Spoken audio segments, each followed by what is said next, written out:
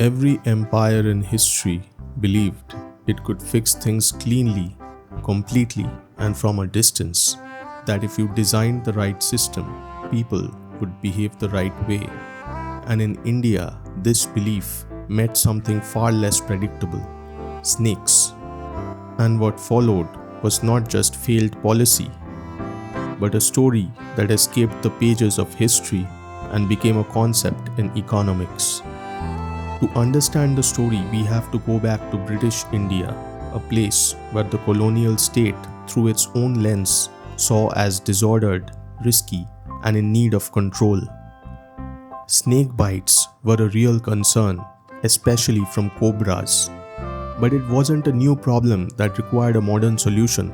It was something the people already lived with, managed, and understood in ways that were not written down in words.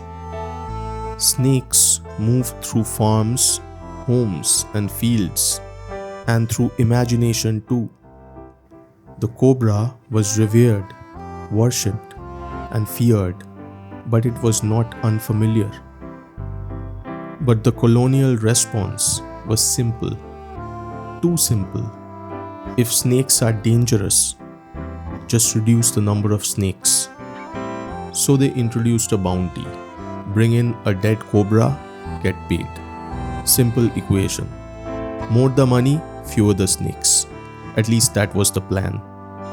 But incentives don't care about intention. It cares about rewards. Incentivize something and you will get more of it. In economics, there's a term for this: perverse incentives. And this is where the story takes shape. If a dead cobra has value, then a live cobra becomes something else, a resource. So people began to adapt, not by hunting more snakes, but by raising them, breeding cobras, killing them, collecting the reward, repeating the cycle. A policy designed to eliminate snakes seemed to be incentivizing raising them. Eventually, the system breaks. The British realize their policy is going horribly wrong, so they shut it down. No more bounty for snakes. The value on snakes disappears overnight. So the narrative goes that the snakes that were raised are released into the wild, a perfect reversal of the original intention with which the policy was started. This story was published in many newspapers of that time. It seems so perfect and complete. A lesson neatly packaged. But that's why we should question its authenticity. Because when you look for evidence, the story starts to blur. Beyond newspaper articles, historians have tried to find actual documentation supporting this event and found very little. No strong data showing a surge in snake populations. No detailed accounts of mass releases. What exists is mostly retelling of the newspaper articles. And then there's the practical side too. Cobras aren't really easy to farm, especially at that time. They are venomous, unpredictable, difficult to contain. Yes, in India there was a tradition of handling snakes.